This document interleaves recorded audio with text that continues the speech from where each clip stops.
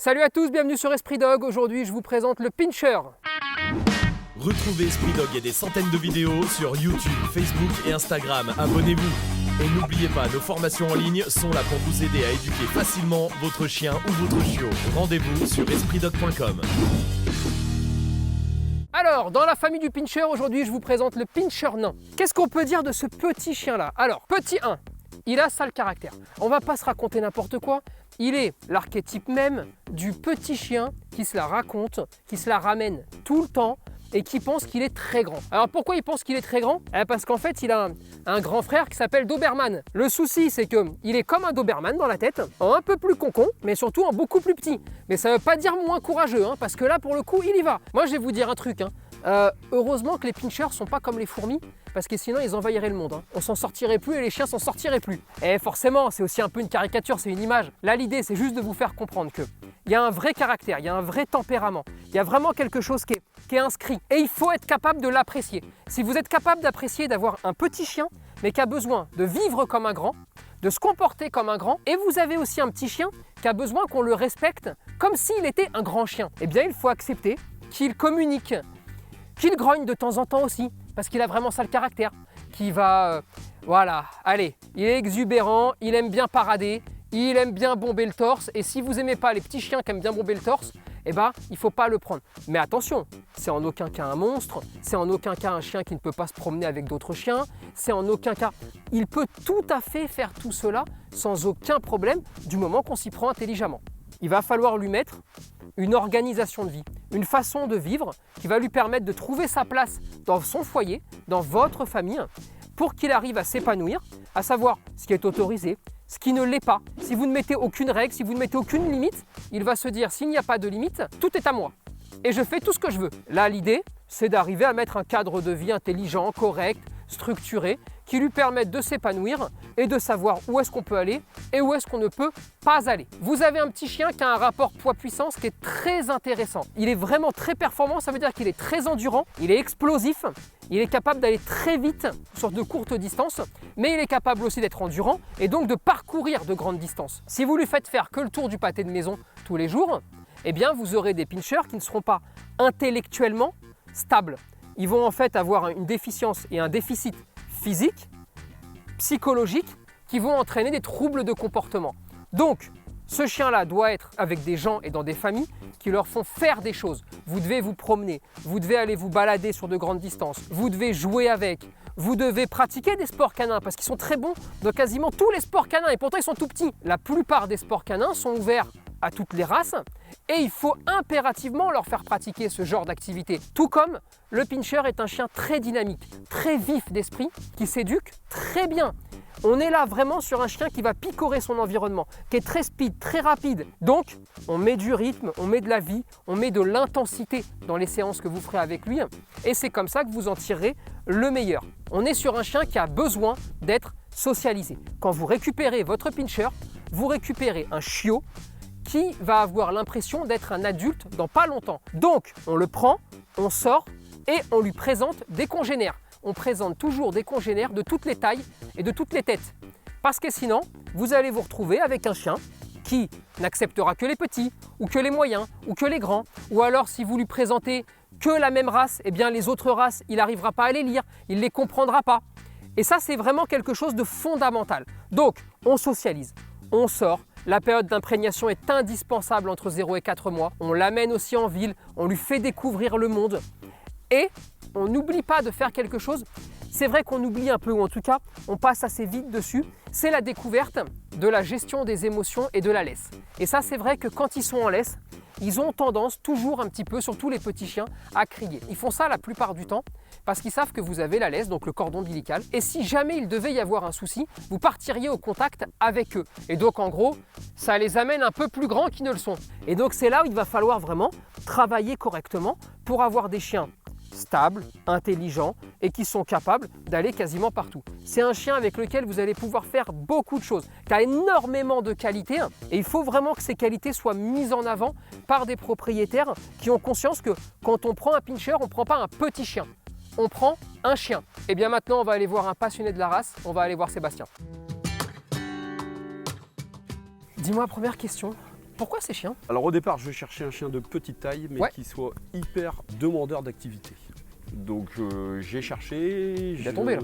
Ouais, je cherchais vraiment un chien qui soit demandeur, qui veuille vraiment me propose des choses, qui veuille aller de l'avant. Et du coup j'ai cherché sur beaucoup de races. Ouais. Et je suis tombé sur donc le Pinscher nain, que j'ai vraiment adoré parce qu'il est très énergique. Et du coup bon, voilà, je me suis fixé là-dessus. Dis-moi si tu devais lui trouver 2-3 qualités, si jamais il en a 2-3. Hein.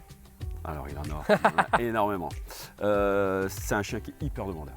Et ça, moi, je le conserve vraiment comme une qualité. C'est un chien qui va tout le temps solliciter tout le monde pour aller jouer, pour pouvoir faire des activités. Donc ça, c'est au top. On peut faire ce qu'on veut avec ce chien, Pour l'éduquer, là, il faut partir sur le jeu. Hein. toujours.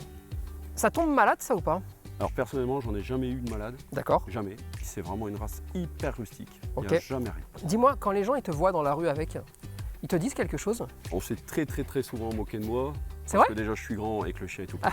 Mais ça en est même vraiment vexant au bout d'un Ah ouais? moment. Ouais, c'est des colibés, c'est vraiment des... On est à la limite de l'insulte. Tout le monde considère ce chien-là comme un chien de 5 à main. Donc effectivement, quand on se présente sur des manifestations, des canicross, des épreuves d'obéissance, d'agility, ouais, tout le monde se moque de ce chien-là. Parce que tout le monde pense que c'est un chien qui ne sait rien faire, alors que c'est tout l'inverse. Si tu devais lui trouver un défaut, ce serait quoi?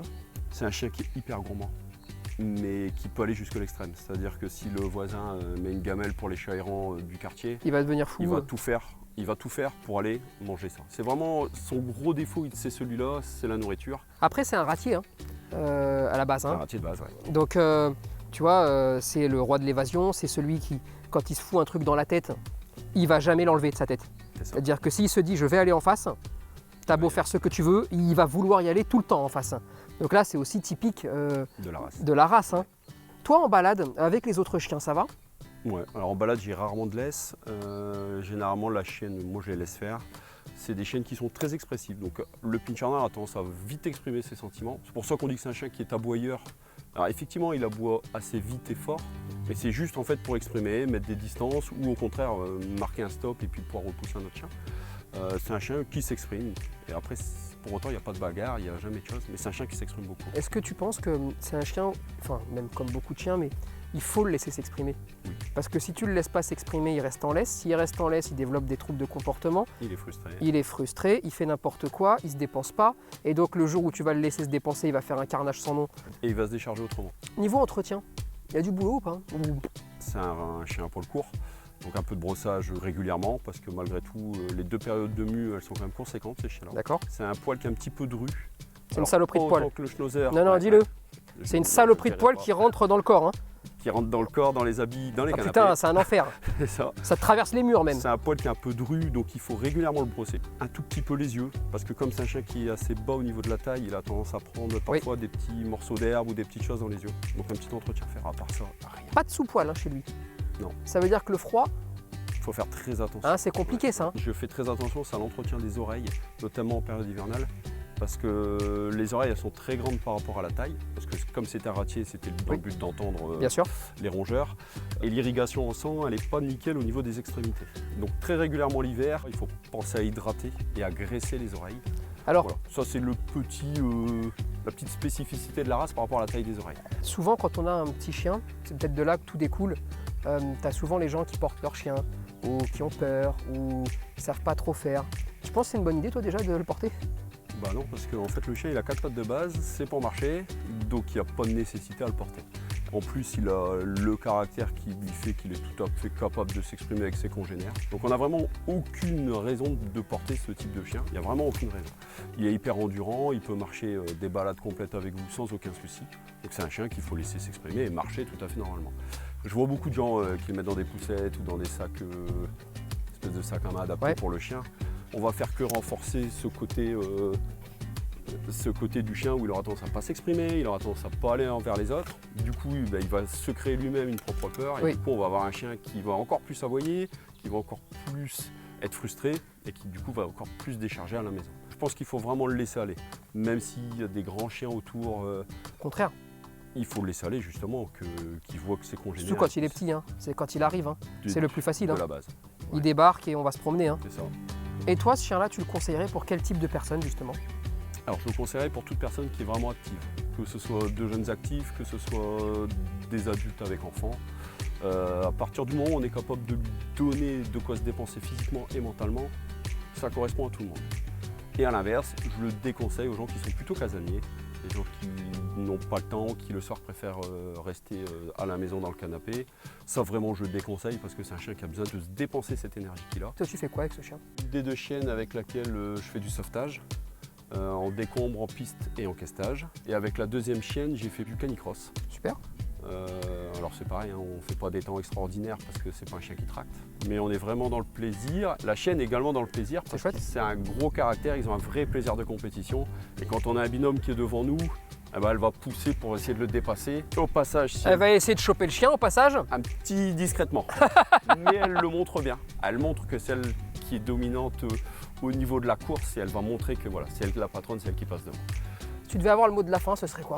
Je dirais, le Pinscher nain n'est pas un petit chien, c'est un chien normal, de petite taille. Faites-lui plaisir comme vous ferez plaisir avec un autre chien. Donnez-lui de l'activité, donnez-lui du jeu, donnez-lui... C'est un chien qui peut vraiment tout faire, tout faire, tout faire. À partir du moment où il y a du jeu et de l'envie, c'est un chien qui répondra à toutes vos attentes. Eh ben merci, merci beaucoup en tout cas. Merci à toi. Et puis à la prochaine. Merci, à bientôt. On compte sur vous pour partager cette vidéo, réagir en commentaire et vous abonner à la page Facebook, Instagram et YouTube. Et n'oubliez pas que nos formations en ligne sont là pour vous aider à éduquer votre chien et votre chiot. Dispo sur espritdog.com.